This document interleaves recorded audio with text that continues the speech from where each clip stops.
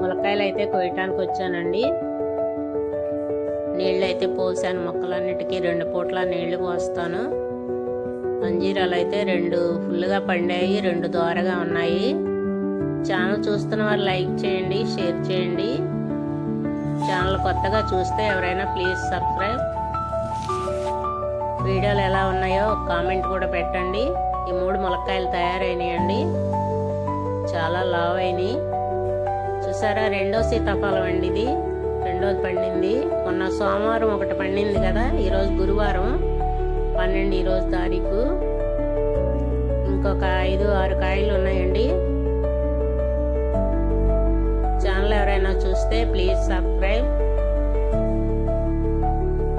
Okay, bye అండి. అన్ సీజన్లో సీతాఫలాలు ఫిబ్రవరి నెలలో, అది కాకుండా చాలా చాలా సంతోషంగా ఉంది. Okay, bye.